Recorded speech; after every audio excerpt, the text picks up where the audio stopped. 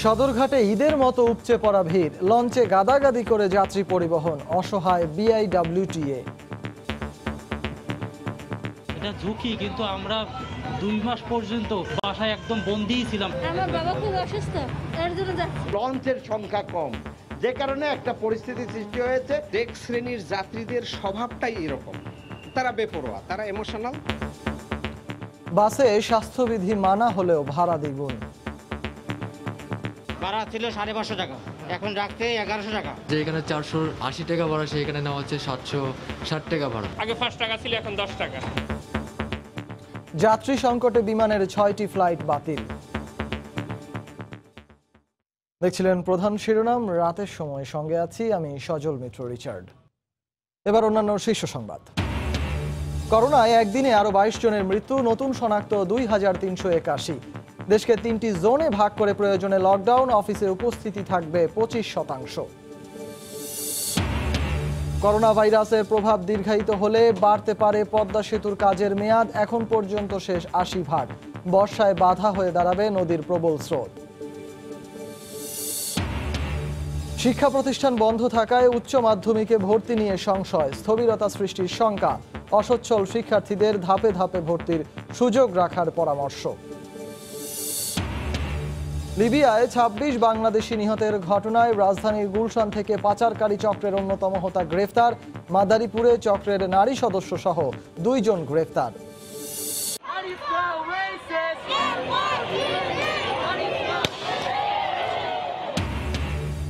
যুক্তরাষ্ট্রে পুলিশের হাতে কৃষ্ণাঙ্গ মৃত্যুর প্রতিবাদে বিক্ষোভ অব্যাহত, ব্যাপক ভাঙচুর, অগ্নিসংযোগ, বিভিন্ন শহরে কারফিউ।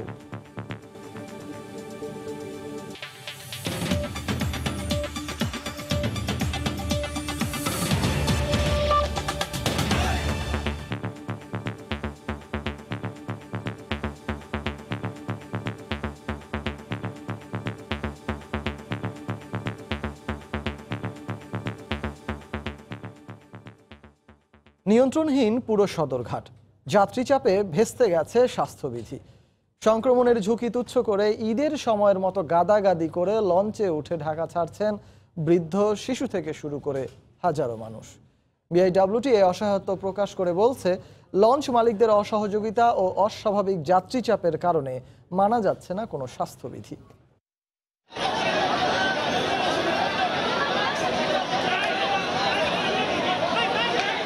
ছবি দেখে কে বলবে দেশে মহামারী করোনাকাল চলছে, যেখানে 6 ফুট করে সামাজিক দূরত্ব মেনে চলার কথা সকল নাগরিকের।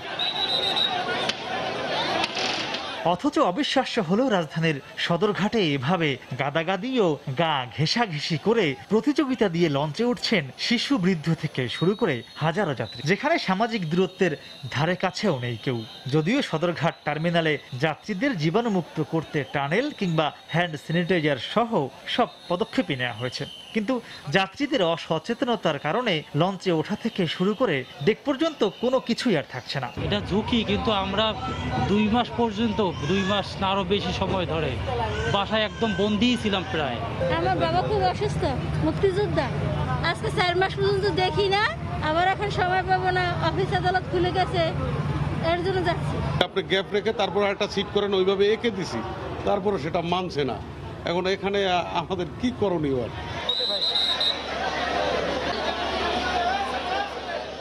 বিএডব্লিউটিএ থেকে রোববার বলা হয়েছিল ডেকে যাত্রীর সংখ্যা অর্ধেকে নামানো হবে। অর্ধেক তো দূরের থাক, সোমবার যাত্রী বহন করা হচ্ছে ঠাসাঠাসি করে। বিএডব্লিউটিএ এর জন্য অতিরিক্ত যাত্রী চাপ ও লঞ্চ মালিকদের অসহযোগিতাকে দায়ী করছেন। শুধুমাত্র বেতুয়া এবং হাতিয়া এই দুটো রুটের হঠাৎ করে অনেক প্যাসেঞ্জার চলে আসছে এবং লঞ্চের সংখ্যা কম, যে কারণে একটা পরিস্থিতি সৃষ্টি হয়েছে।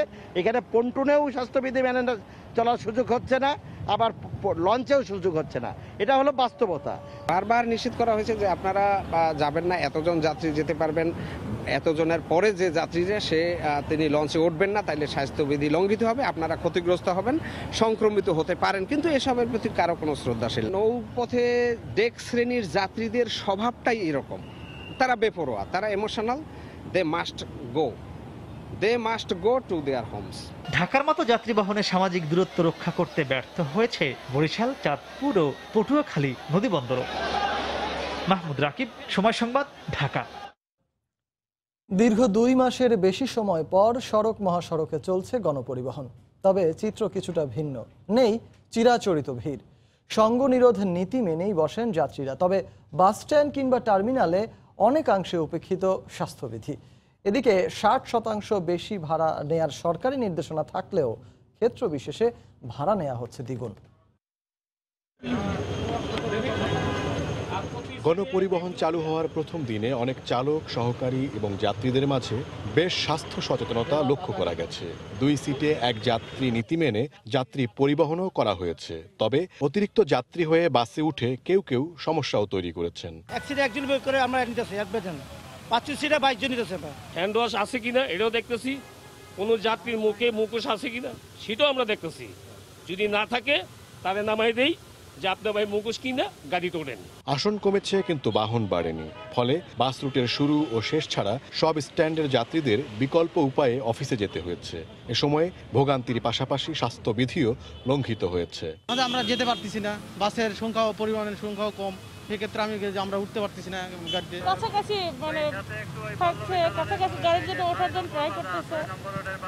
দূরপাল্লার বাসেও নির্দেশনা মেনেই যাত্রী পরিবহন করা হয়েছে। তবে টার্মিনালে পারস্পরিক দূরত্ব রক্ষার বালাই ছিল না। গাবতলীতে অনেক যাত্রী দ্বিগুণের বেশি ভাড়া আদায়ের অভিযোগ করেছেন, যদিও তা অস্বীকার করেছে টিকিট কাউন্টারগুলো। 100 টাকায় যেতাম, এখন নেছে হলো 900 টাকা, 950 টাকা।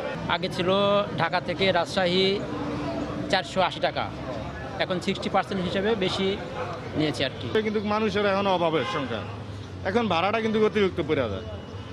এই হিসাবে জনগণের চলতে যেতে অনেকই কষ্ট হয়ে যায়। জাস্টিফাই করে দেখতে পারেন। 536 টাকা বিআরটিএস চার্ট, ওর 60%-এ কত আসে? 857 না কত টাকা আসে, সেটা আমরা 800 টাকা। না ঠিক আছে, বলতে পারে। টিকিট যেটা ফিক্সড করে দিয়েছে আমরা সেটাই নিচ্ছি, আমরা সেই ব্যাপারে কিছু জানি না। অনিয়ম ঠেকাতে বসা বিআরটি এর ভ্রাম্যমাণ আদালতের অজুহাত, তারা বাড়তি ভাড়া আদায়ের অভিযোগ পাননি। সাতক্ষীরা গাড়ি সে মাঝখানে কোনো জায়গায় নামবে, সে সাতক্ষীরা ভাড়ায় নিচ্ছে, তার 60% নিচ্ছে, এরকম ভাবে কিছু অনিয়ম পাওয়া গেছে। সেক্ষেত্রে আমরা আবার তাদেরকে বলেছি তারা কিছুক্ষণের মধ্যে সংশোধন করে ভাড়া তালিকা টাঙিয়ে দিবে। বিআরটি এর নির্দেশনা বাস্তবায়নে 5টি ভ্রাম্যমাণ আদালত বসে রাজধানীতে। ওমর ফারুক, সময় সংবাদ, ঢাকা। এদিকে দ্বিগুণ ভাড়া আদায়ের অভিযোগ উঠেছে ঢাকার বাইরেও। অনেক জায়গায় পুরোপুরি মানা হচ্ছে না স্বাস্থ্যবিধিও। ব্যুরো প্রতিবেদক ও জেলা প্রতিনিধিদের পাঠানো তথ্য ও ছবি নিয়ে রিপোর্ট। সামাজিক দূরত্ব বজায় না রেখে এভাবে গা ঘেঁষে লাইনে দাঁড়িয়ে কাউন্টার থেকে টিকিট সংগ্রহ করেন ব্রাহ্মণবাড়িয়ার যাত্রীরা। এরপর বাসে ওঠার সময়ও গেটে জড়ো হন আগের মতোই। জীবাণুনাশক স্প্রে না করার অভিযোগ যাত্রীদের। বাসের পক্ষতে হ্যান্ড স্যানিটাইজার স্প্রে কোনো কিছু করে নাই, জীবাণুনাশক কিছুই করে নাই। আইন শৃঙ্খলা যেহেতু জোরদার নাই, সেহেতু এগুলো হচ্ছে না। স্বাস্থ্যবিধি না মানার পাশাপাশি অনিয়ম এবং অব্যবস্থাপনার মধ্য দিয়ে চট্টগ্রামে চলাচল করছে গণপরিবহন। হাতে গোনা কয়েকটি বাস ছাড়া বেশিরভাগ বাস, হিউম্যান হলার ও টেম্পুতে কোনো ধরনের স্বাস্থ্যবিধি না মেনেই বহন করা হচ্ছে যাত্রী। আবার তুলনামূলক যানবাহন কম থাকায় ঘন্টার পর ঘন্টা স্টেশনে দাঁড়িয়ে থাকতে হচ্ছে বলে অভিযোগ তাদের। এই সুযোগে দ্বিগুণ ভাড়া হাঁকছেন রিকশা চালকরাও। আমবাগান থেকে টাইগার বাস আগে 10 টাকা ছিল রিক্সা, এখন 20 টাকা। একটা ক্ষেত্রে হয়তো পাশাপাশি বসে যাচ্ছে, আমরা তাদেরকে আবার সরিয়ে দিচ্ছি এবং যে সকল বাসে মনে হচ্ছে যে দাঁড়িয়ে আছে তাদের বিরুদ্ধে আমরা মামলা দিচ্ছি। টাঙ্গাইলে স্বাস্থ্যবিধি মেনে চলাচল করলেও যাত্রীর তুলনায় বাসের সংখ্যা কম। এতে রাস্তায় ঘন্টার পর ঘন্টা অপেক্ষার পর বাস না পেয়ে স্বাস্থ্যবিধি না মেনেই বিকল্প হিসেবে মাইক্রোবাসে গাদাগাদি করে নির্দিষ্ট গন্তব্যে যান যাত্রীরা। গাড়িতে ওঠার জন্য অনেকবার ট্রাই করেছি, কিন্তু গাড়িতে কোনো আমাদেরকে নিচ্ছে না, কিন্তু অফিসের কাজে আমাদের যেতে হবে।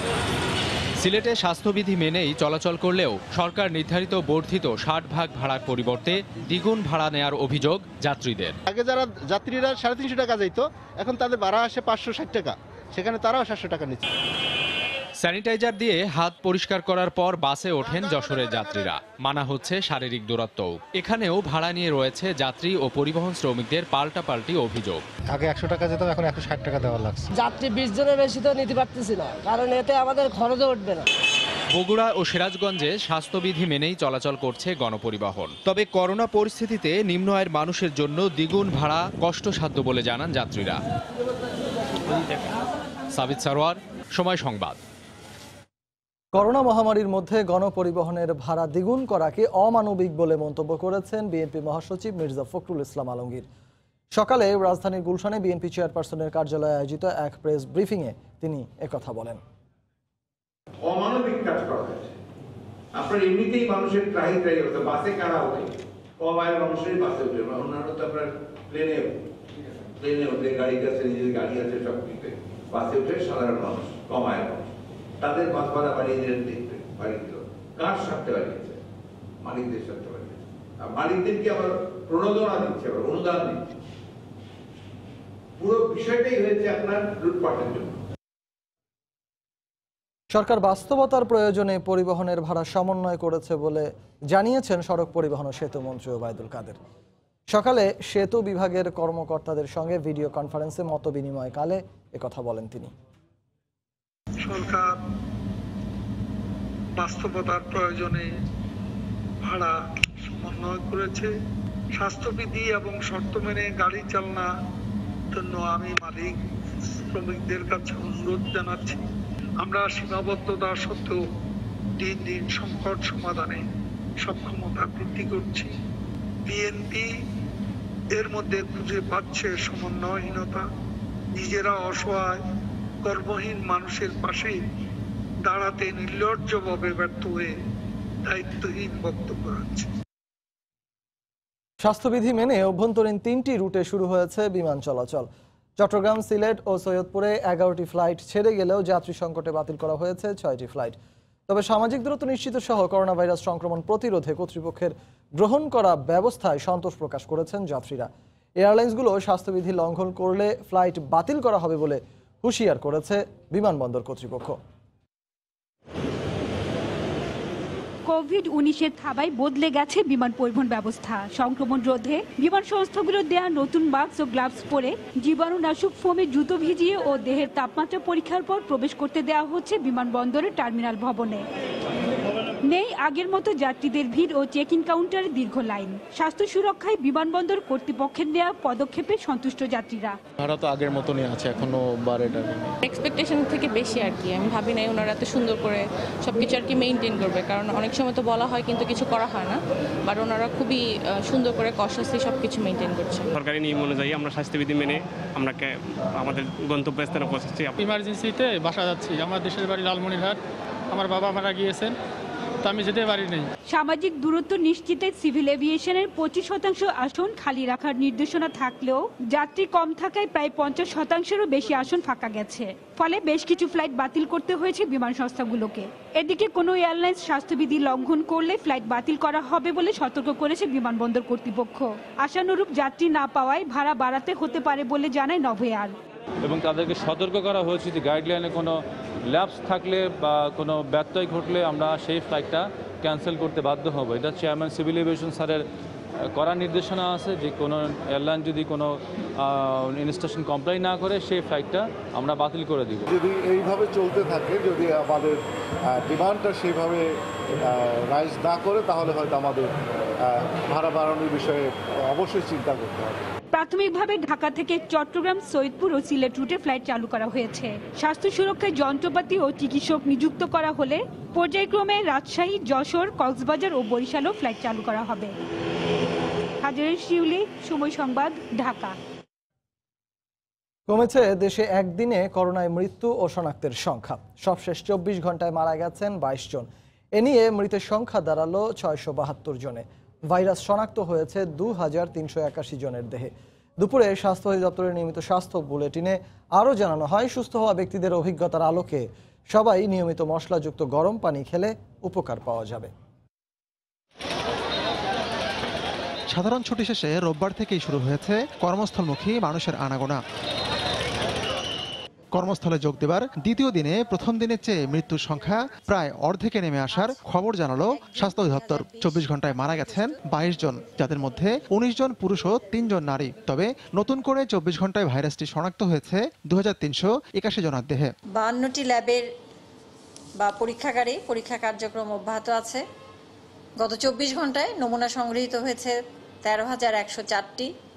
নমুনা পরীক্ষা করা হয়েছে 11,439টি। এ পর্যন্ত নমুনা পরীক্ষা 3,20,000 369টি। যা নমুনা পরীক্ষা হয়েছে তাতে গত 24 ঘন্টায় শনাক্ত হয়েছে 2381 জন। এ পর্যন্ত শনাক্ত 49,534 জন। মারা যাওয়া ব্যক্তিদের মধ্যে 21 জনের বয়স 40-এর উপরে, একজন আছেন 21 থেকে 30 বছরের কোটায়, 15 জন হাসপাতালে, 6 জন বাসায়ও, একজন মারা গেছেন হাসপাতালে যাওয়ার পথে। 24 ঘন্টায় শনাক্তের হার 20.81%। গত 24 ঘন্টায় সুস্থ হয়েছেন 816 জন। এ পর্যন্ত সুস্থ 10,597 জন। শনাক্ত বিবেচনায় সুস্থতার হার 21.39%। গত 24 ঘন্টায় মৃত্যুবরণ করেছেন 22 জন।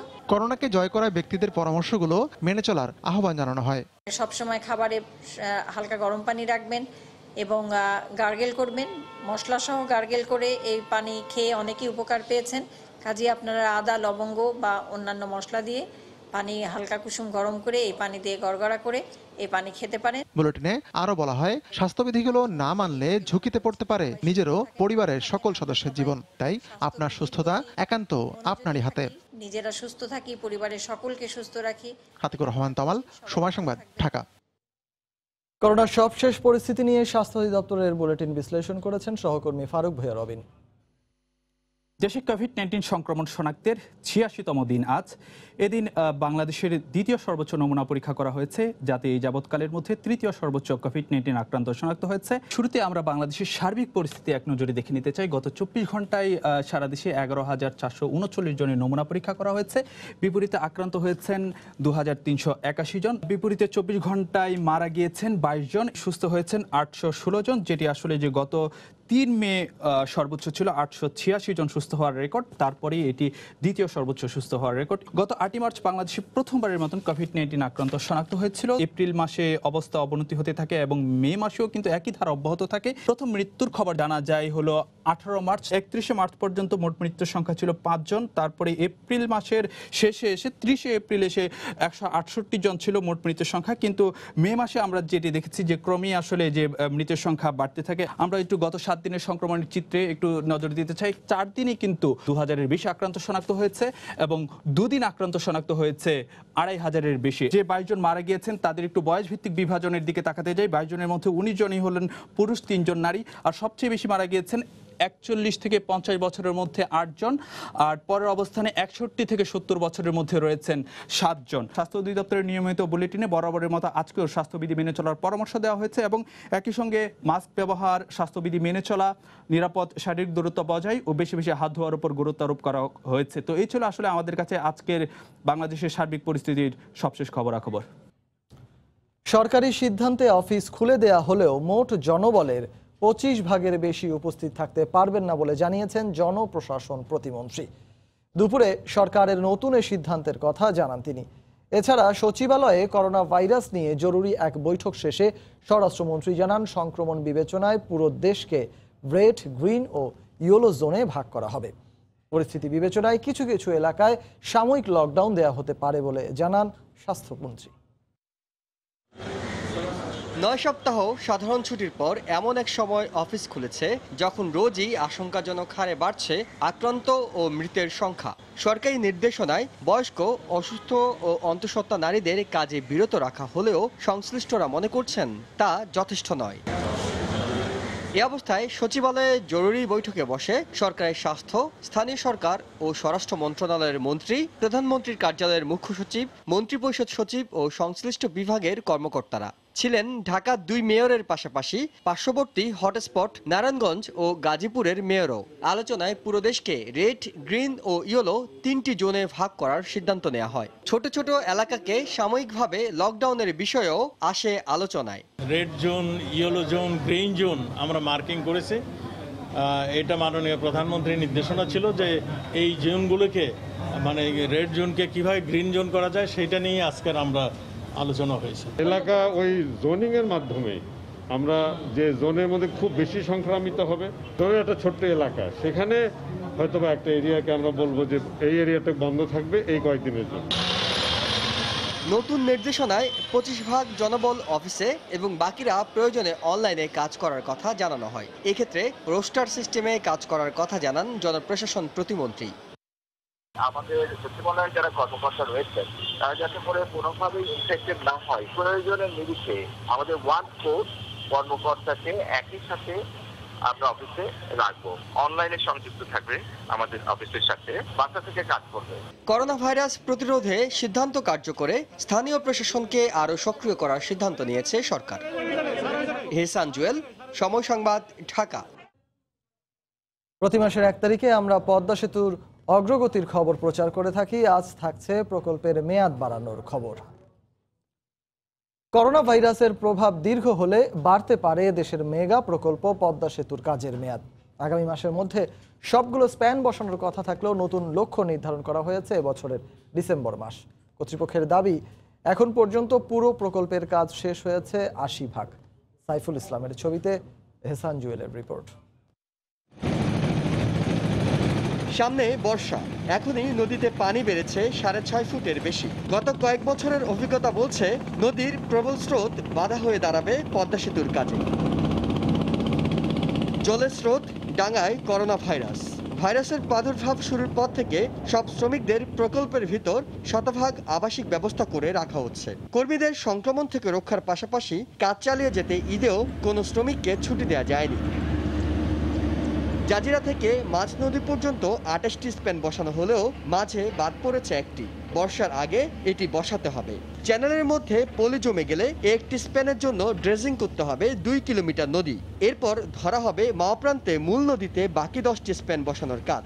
সবগুলো স্প্যানই জুলাই মাসের মধ্যে বসানোর কথা, সেটা হচ্ছে না। পাশাপাশি পরিবর্তন আসতে পারে প্রকল্পের মেয়াদেও। আমরা জানি না এটা কতদিনের এফেক্ট চলবে, তার উপরে ডিপেন্ড করবে আমাদের আসলে টাইম আরো বাড়াতে হবে না। তবে খুব বেশি সময় বাড়াতে হবে মনে করি 2-4 মাস হয়তো বাড়ানো লাগতে পারে, বাট এটা ডিপেন্ড করে করোনা ভাইরাসের এফেক্ট কতদিন আমাদের এখানে থাকে।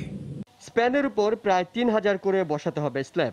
এখন পর্যন্ত বসেছে 1105টি রেল এবং 594টি রোড স্ল্যাব। মোট 41টি স্প্যানের মধ্যে 39টি দেশে। বাকি 2টি যন্ত্রাংশ গত মাসে চীন থেকে রওনা হয়ে এই মাসের মধ্যে মাওয়া পৌঁছার কথা।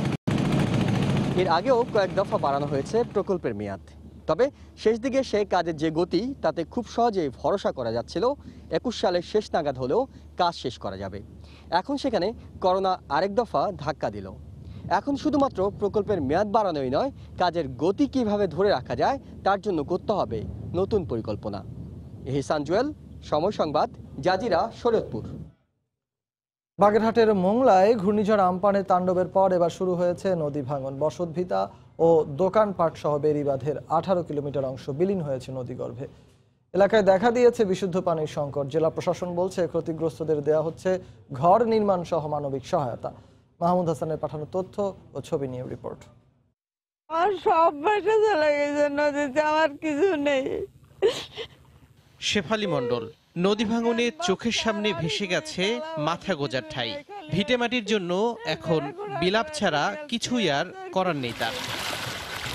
বাগেরহাটের মোংলার পশুর নদীর ভাঙনে একই অবস্থা উপকূলের বাসিন্দাদের। ঘূর্ণিঝড় আমপানের ক্ষত না শুকাতেই নদী ভাঙনে দিশেহারা তার। ভাঙে ছুড়ে সব নিয়ে যাচ্ছে, ঘরের পোতা পর্যন্ত চলে যাচ্ছে। এখন ঘরে তো গেছে, আমার কোনো জায়গায় আস্থাইনি, যা থাকারও জায়গা নেই। ভাঙন অংশ দিয়ে জোয়ারের লবণাক্ত পানি ঢুকে পড়ছে লোকালয়ে। এতে বিশুদ্ধ পানির সংকটে পড়েছেন কয়েক হাজার মানুষ। আমাদের অঞ্চলে মিষ্টি পানির খুবই অভাব। জেলা প্রশাসক বলছেন, তালিকা করে ক্ষতিগ্রস্তদের ঘর নির্মাণ সহ দেয়া হচ্ছে ত্রাণ সহায়তা।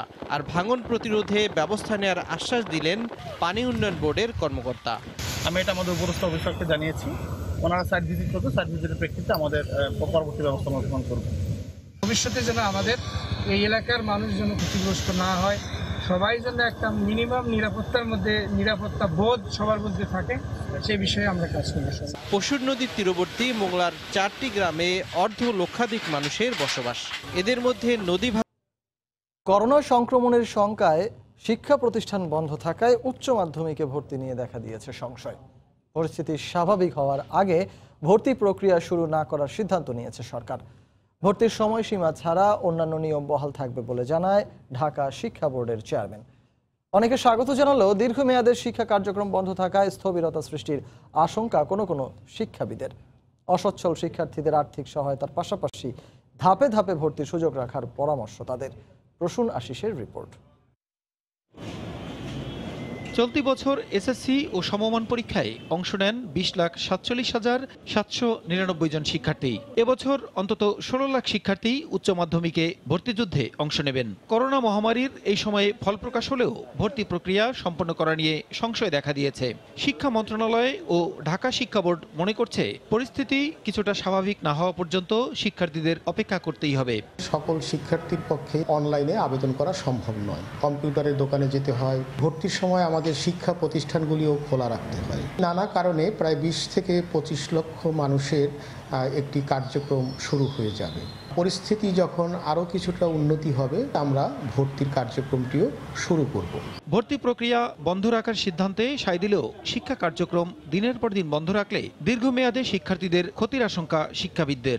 আমাদের ছাত্ররা যাতে কখনো ভাবতে না পারে এখন তাদের আর পড়ালেখা করার প্রয়োজন নাই, দেশের অর্থনীতিতে গুরুত্বপূর্ণ হলে যারা শিক্ষার্থী তাদেরও জ্ঞানার্জন দক্ষতার্জন কোনো না কোনোভাবে সচল রাখতে হবে। এই মুহূর্তে শিক্ষার্থীদের বা তাদের পরিবারের পক্ষে এই বিভিন্ন কলেজে ঘোরাঘুরিটি সম্ভব নয়। আর অনলাইন সুবিধা তো সব পরিবারের হাতে নেই। বৈষম্য যেন না হয়, যাকে আমি ডিজিটাল বৈষম্য বলবো। তবে অসচ্ছল শিক্ষার্থীদের ভর্তিতে আর্থিক ছাড়ের পাশাপাশি কয়েকটি ধাপে ভর্তির সুযোগ রাখার পরামর্শ তাদের। অনেক পরিবারের হাতে অর্থ থাকবে না, প্যাকেজ কেনারও পয়সা থাকবে না। যদি সত্যি সত্যি কেউ আবেদনই করতে না পারে, অনেক মেধাবী ছাত্র বাদ করতে পারে। সেজন্য কয়েক ধাপে ভর্তি প্রক্রিয়াটা যেন নিষ্পন্ন হয়। যে সমস্ত শিক্ষার্থী সচ্ছল অবস্থানে নেই তাদের জন্য সরকার বিবেচনা করতে পারে। এদিকে অনলাইনে আবেদন করা সর্বোচ্চ 10টি প্রতিষ্ঠানে ভর্তির পছন্দক্রম উল্লেখ করা সহ উচ্চ মাধ্যমিকে ভর্তির অন্যান্য নিয়মসমূহ অপরিবর্তিত থাকবে বলে জানান ঢাকা শিক্ষা বোর্ডের চেয়ারম্যান। অনলাইনে শিক্ষার্থীরা তাদের পছন্দক্রম অনুযায়ী আবেদন করে। এবছরও ঠিক একই প্রক্রিয়া হবে, প্রক্রিয়ার কোনো পরিবর্তন হবে না। সারা দেশে উচ্চ মাধ্যমিকে প্রায় 30 লাখ আসন থাকায় ভর্তির ক্ষেত্রে কোনো ধরনের সংকট হবে না বলেও নিশ্চিত করেন তিনি। 30 লাখের মতো। প্রসূন আশিস, সময় সংবাদ, ঢাকা। করোনার চাপ কাটিয়ে ব্যবসা টিকিয়ে রাখতে আসছে বাজেটে নগদ প্রণোদনা সহ নানাভাবে অর্থ সহায়তা চান তৈরি পোশাক শিল্প মালিকরা।